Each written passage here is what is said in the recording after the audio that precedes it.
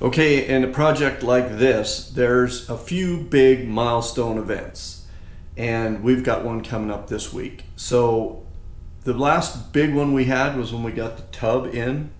So this next one coming in, you guessed it, is the motor. I got some details today. Stick with me and I'll bring you up to speed on what we can expect this week.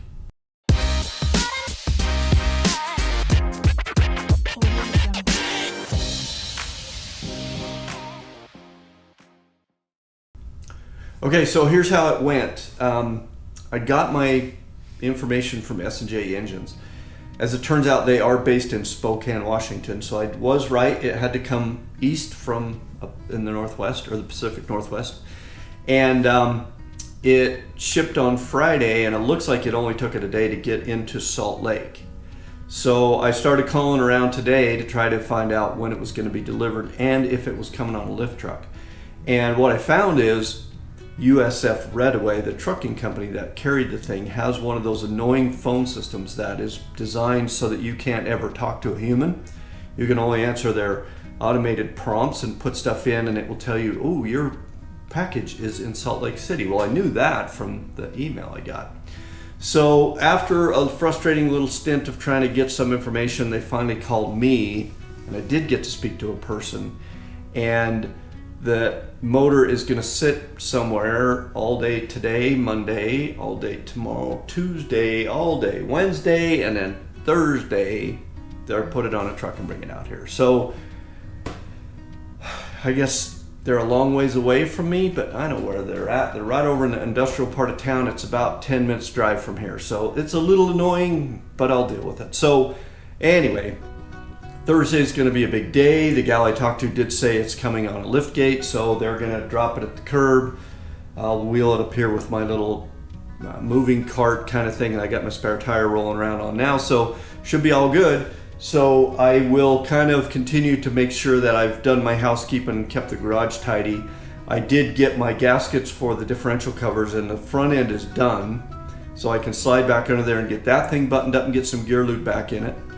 And then the back end, remember, I've got to lift the tub and drill that breather into there, so I've got to figure out how to do that. So I don't have the drill bits lined out for that. I'm probably going to go buy a brand new like pilot drill bit, the pilot size, and then the second size that actually needs to be the final hole for the tap, just so I'm not dealing with old dull bits, you know, because I want to be able to hold that thing up there and get that hole drilled without fighting with the drill. So yeah, good things are happening. This is a big milestone event, so I'm excited to see that motor.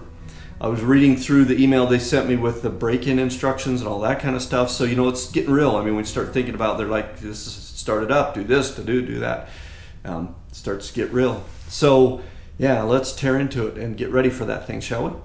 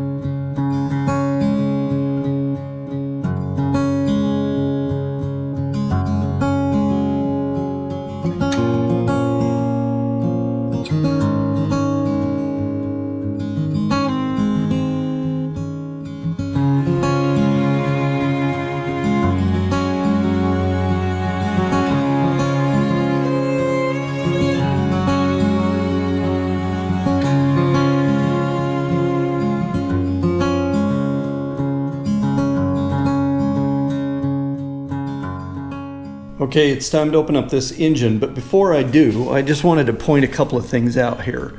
This is one of the things that I always tell my guys that drives me crazy that they don't do, is look how straight this is on the box here, okay?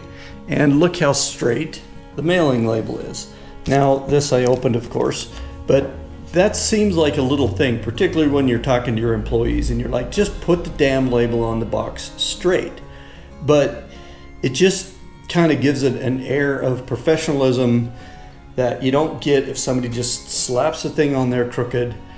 And so good job, S&J Engines. Dawn's impressed so far. So let's open this thing up and see what she looks like on the inside, shall we?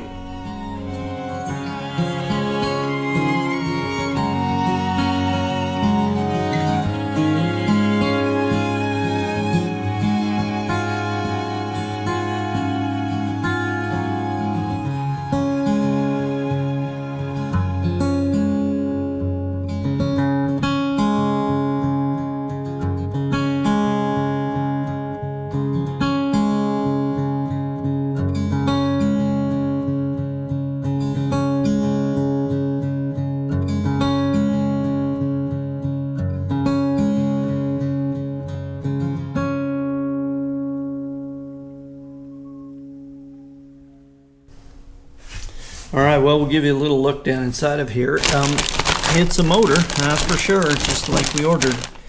So I'll have to get the hoist over here and lift it out. And then looks like it's sitting on kind of a box down there at the bottom. And then I think we just set the short block that came out of the Jeep back in there and ship that back to them, and that's our core. Okay, well, I thought I was going to be making some pretty good progress on the Jeep today. It's Saturday afternoon. However, it's actually almost Saturday evening. I've spent all day working on this digital sign thing, so I won't bore you with the details of that, but it's been a big project. And I was just getting ready to kind of wrap that up for the weekend and get into maybe pulling that engine up out of the box so I could see what I need to do with that. When suddenly I got this alert on my phone that apparently there's a great big line of thunderstorms coming across the Great Salt Lake headed this way, and they're calling for hail and 70-mile-an-hour winds. So I kind of abandoned everything and did a little quick garage origami. I slid the motor over against the front of the Jeep there just to get it out of the way. I've got my digital sign stuff here, and most importantly, we got the BMW in out of the weather just in case it hails, because I have kind of a history, me and hail have had some issues in the past. So unfortunately the truck's gonna have to ride it out there in the gnarly weather because it never fit in the garage. But hopefully it won't be quite as crazy as what the weatherman says on the phone, but we'll see. So I will be back when things calm down and I can get back working on the Jeep here.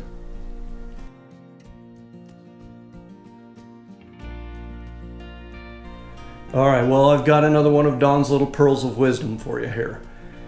Engine hoists really aren't made to pick things up off the floor, because in order to get the end of the hoist over the thing you're trying to pick up, you have to get the wheels on those front long legs under the thing you're trying to pick up. So I've been out here struggling for the last 3.5 days, hours, I don't know, the time has lost me. I don't know, it's been a while, but I picked the engine up in the box because I wanted to be able to move it around a little bit, and my goal was to just put a couple of those little moving dollies underneath it. Well, that just didn't work. So I'll show you what I've got now. And just in keeping with my garage Tetris that I'm always playing, I'm just going to show you the whole messy picture here. So spin around, hang on. So here we have it. I did get the engine picked up, and after much sweating and cursing, I got it turned sideways and placed on the legs of the engine hoist. So now I can at least move it around on the hoist itself. But I've also got in here, this is the piece of wood and carpet that goes in the bottom of the Tacoma, and that's the mount for the fridge, and that's my winch bag of all my cables. The hood for the Jeep is here. The fenders for the Jeep is there. The grill for the Jeep is underneath, is inside of there. The spare tire is over there. I honestly could fill a 3-car garage just with parts and stuff.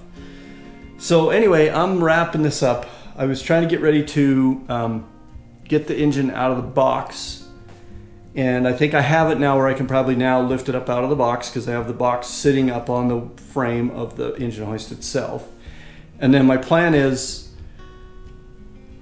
to set the box with the frame with the engine in it on the ground, and then come over to the old engine, lift it off the engine hoist, set it on the ground, put the new engine back on the hoist, taking out of its mounting thing, put the old block in there, put it back in the box, call those guys at S&J and say, come and relieve me of one big heavy garage filling piece of equipment here and take this thing back and give me my core charge back. So this heavy stuff is just a pain in the butt, you know. I mean, I guess the ideal thing would be you'd have a lift in your garage, you'd have kind of an overhead hoist. I don't have that. I can't even hardly pick my rooftop tent up without going nuts. So I'm not really set up to be doing this. What the hell am I doing? I'm not set up to be doing this job at all. But I'll get through it. Nothing beats me. You just got to stay optimistic, right? That's all you can do. Just keep soldiering on. So that's what I'm going to do, but for right now, I'm done. So I know I keep saying this, but it's been a travel nightmare lately, so I've got to bug out of town again a little bit. So I hopefully will get that engine shuffling done this weekend. But we'll see. So don't go anywhere, because I got to lift up some heavy, awkward stuff, and I'm sure it'll be exciting.